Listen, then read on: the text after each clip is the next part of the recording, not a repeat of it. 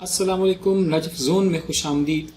حقیقت پر مبنی بہترین معلوماتی ویڈیوز دیکھنے کے لیے میرا چینل ابھی سبسکرائب کریں۔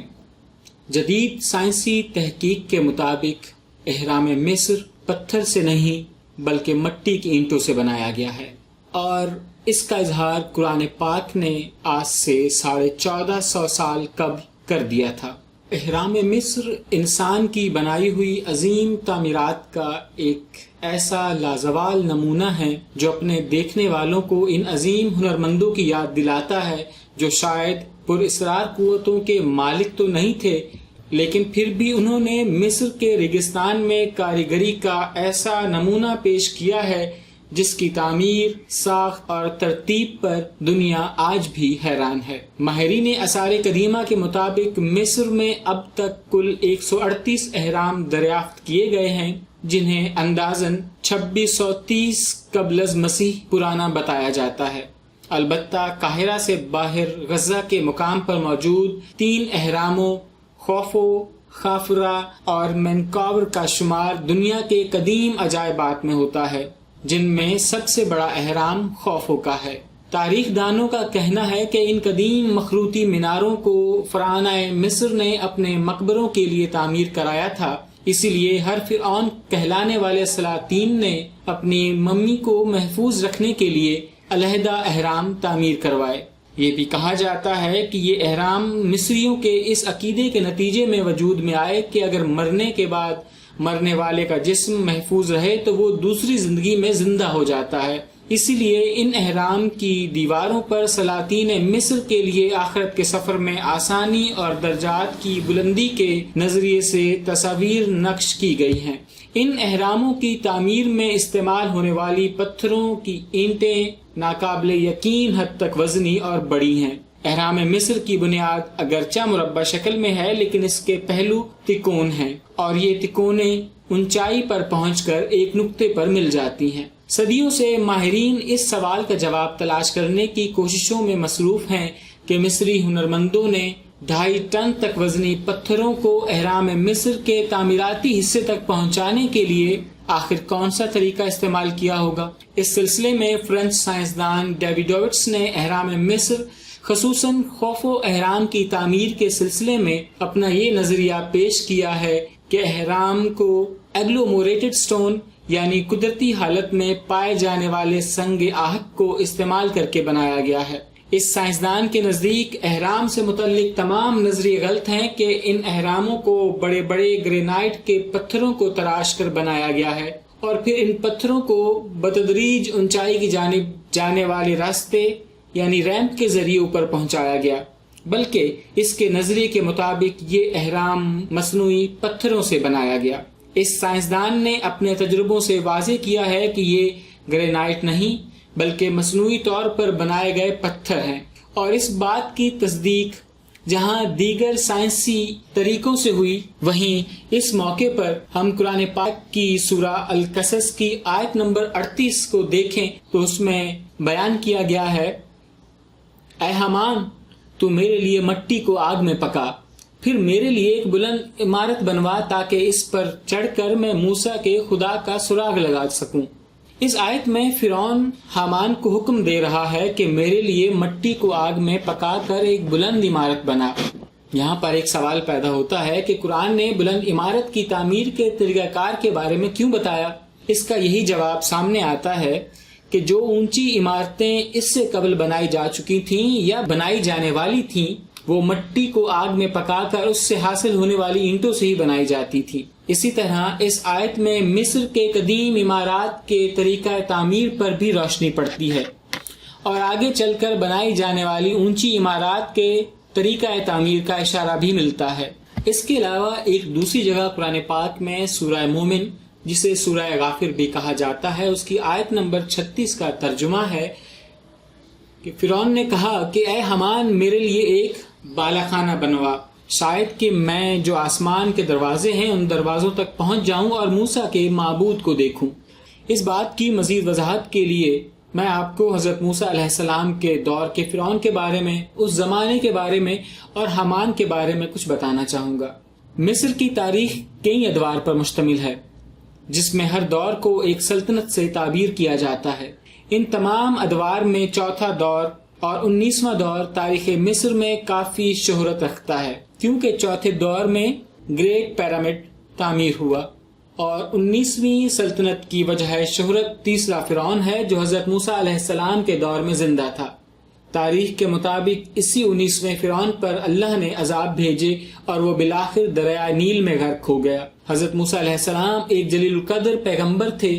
آپ علیہ السلام 276 قبل ہجری یعنی 1392 قبل مسیح میں مصر میں پیدا ہوئے، اور 1952 قبل ہجری یعنی 1272 قبل مسیح میں آپ نے اس دنیا سے ملک شام میں پردہ فرمایا۔ رامسس دوئم کا دور حکومت 1279 قبل مسیح سے 1213 قبل مسیح تک تھا۔ رامسس دوئم یعنی حضرت موسیٰ علیہ السلام کے دور کا فرعون 1213 قبل مسیح میں غرق ہوا، اور حضرت موسیٰ علیہ السلام اس واقعے کے بعد تقریباً 7 سال تک اس دنیا میں رہے۔ اس طرح آپ کی عمر مبارک 110 برس تھی۔ حضرت موسیٰ علیہ السلام کے دور میں جو فرعون تھا اس کا نام رامسس دوئم تھا۔ بعض محققین کے مطابق حضرت موسیٰ علیہ السلام کی پرورش کرنے والا رامسس اول تھا اور آپ کا مقابلہ رامسس دوئم سے ہوا تھا، لیکن بیشتر محققین کہتے ہیں کہ مقابلہ رامسس دوئم سے ہوا تھا اور آپ کی پرورش بھی اسی فرعون نے کی تھی۔ یہ واقعہ قرآن پاک کی سورہ نمبر 26 الشعراء میں آیت نمبر 18 سے 26 تک بیان کیا گیا ہے۔ مورخین نے مکمل تاریخ مصر میں 11 فرعونہ کو رامسس کا لقب دیا، جن کو ترتیب وار 1 تا 11 کے نام سے یاد کیا جاتا ہے۔ رامسس دوئم مصر کی 19ویں سلطنت کا تیسرا بادشاہ تھا۔ اس نے 25 برس کی عمر میں بادشاہ سنبھالی۔ اس کے باپ کا نام ستی اول تھا۔ اس کا دور حکومت 1279 قبل مسیح سے 1213 قبل مسیح تک تھا۔ اس نے 66 یا 67 برس تک حکومت کی۔ یہ بادشاہ 1303 قبل مسیح میں پیدا ہوا اور اس کی عمر 90 برس تھی۔ رامسس دوئم کو رامسس دی گریٹ بھی کہا جاتا ہے۔ تاریخ میں رامسس دوئم کے ایک وزیر کا نام خے لکھا ہے۔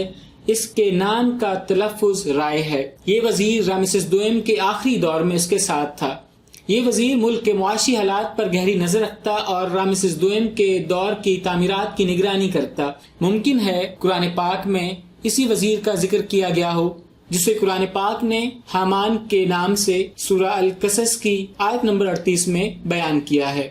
بظاہر خے اور حامان میں کوئی مماثلت نہیں، لیکن اس وزیر کے ان کارہائے نمایاں میں مماثلت ہے جس کا ذکر قرآن پاک نے کیا ہے۔ کیونکہ حامان کا کردار ہزاروں برس پرانا ہے، اس لیے حامان کی صحیح حیثیت پر یقین سے کچھ کہنا آج ہمارے لیے بہت مشکل ہے۔ ممکن ہے حامان دراصل مصر میں رائج کسی منصب کا نام یا لقب ہو۔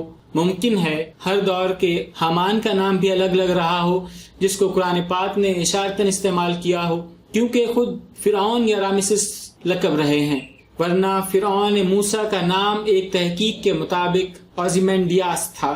اس کے علاوہ رامسس دوئم نے ایک نئے شہر کی بنیاد رکھی جو آج کے علاقے کنتیر میں واقع تھا۔ یہ علاقہ قاہرہ سے 60 میل کے فاصلے پر موجود ہے۔ اس شہر کا دارالحکومت بر رامسس کہلاتا تھا۔ بعد میں یہ شہر تباہ و تاراج ہو گیا۔ ممکن ہے اسی شہر کی اونچی عمارات اور قوم فرعون کی تعمیرات کو برباد کرنے کا ذکر اللہ پاک نے قرآن مجید میں کیا ہے۔ سورہ الاعراف کی آیت نمبر 137 میں ہے، فرعون کی قوم والے جو کچھ بنا رہے تھے ہم نے اس کو برباد کر دیا اور ان کی اونچی اونچی عمارتوں کو مسمار کر دیا جو وہ بنایا کرتے تھے۔ موجودہ دور میں اہرام پر کافی تحقیق ہوئی ہے۔ ان اہرام کے بارے میں جب غور کیا جاتا ہے تو جو بنیادی باتیں سامنے آتی ہیں وہ کچھ یوں ہیں۔ نمبر 1 اس کی پلاننگ، نمبر 2 وزنی پتھروں کی تراش خراش، اور نمبر 3 ان پتھروں کی اہرام کی اونچائی پر منتقلی۔ ان میں سب سے اہم مسئلہ پتھروں کی منتقلی کا ہے۔ کیا یہ انسان کی جسمانی قوت سے ممکن ہے؟ کیا بتدریج اونچے ہوتے ہوئے راستے ریمپ پر اس قدر بڑے پتھروں کا مزدوروں کی کم تعداد کے ذریعے چڑھانا ممکن ہے؟ کیا 20 سے 30 برس کے عرصے میں 2.5 ملین پتھر کے بلاکس کو ایک جگہ سے دوسری جگہ منتقل کرنا ممکن ہے؟ کیا لاکھوں پتھروں کو ایک جیسا تراشنا ممکن ہے؟ اور پھر جن اوزاروں سے ان پتھروں کو تراشا گیا تھا وہ اوزار آج تک کیوں نہیں ملے؟ ان تمام نکات کا جواب ایک ہی ہے اور وہ ہے تقریباً ناممکن، کیونکہ روزانہ بلا ناغہ 320 بلاکس کا اوپر پہنچانا ناممکن ہے۔ جب تعمیر چل رہی تھی تو ریمپ کے راستے پر کام کرنے والے مزدوروں کا جمع غفیر رہا ہوگا، جو یقیناً کام کی رفتار میں رکاوٹ پیدا کرے گا۔ اس کے علاوہ اس قدر بڑے پتھروں کو کسی بھی ذریعے سے اٹھانا مشکل بلکہ ناممکن ہے، کیونکہ ان پتھروں کو اٹھانے کے لیے پتھر سے زیادہ قوت درکار ہوتی ہے جو مزدوروں کے بس سے باہر ہے۔ پتھروں کو اوپر پہنچانے کے سلسلے میں کوئی بھی نظریہ آج تک نظریہ ہی ہے۔ اس لیے موجودہ دور میں جو نظریہ قابل قبول نظر آتا ہے وہ مصنوعی پتھروں کا نظریہ ہے۔ کام کرنے والے مزدوروں نے پتھر بنانے کا ساز و سامان، دوسری ضروری اشیاء، سنگ آہت یعنی لائم سٹون اور بکٹ وغیرہ بتدریج اونچے ہوتے ہوئے راستے کے ذریعے اوپر منتقل کیا، اور حسب منشاء سائز کے سانچوں میں اس ساز و سامان کو انڈیل کر انہیں مصنوعی پتھروں میں تبدیل کیا گیا۔ وزنی ساز و سامان کو اوپر لے جانے کے لیے دریائے نیل کی مٹی استعمال کی گئی تاکہ کم از کم مزاحمت میں زیادہ وزنی سامان اوپر پہنچایا جا سکے۔ ایک نظریہ کے مطابق اس ساز و سامان کو اوپر لے جانے کے لیے لکڑی کی ٹرین بنائی گئی۔ بڑے غور و خوض کے بعد موجودہ دور کے محققین نے اس بات کو تسلیم کیا ہے کہ صرف خوفو کا احرام ہی نہیں بلکہ مصر کے فراعنہ کی تمام تعمیرات میں یہی تکنیک اپنائی گئی۔ مصنوعی پتھروں کا نظریہ اس لیے بھی قابل قبول نظر آتا ہے کہ احرام میں نصب پتھروں میں بڑی مقدار میں پانی پایا جاتا ہے، جبکہ قدرتی پتھروں میں پانی نہیں ہوتا۔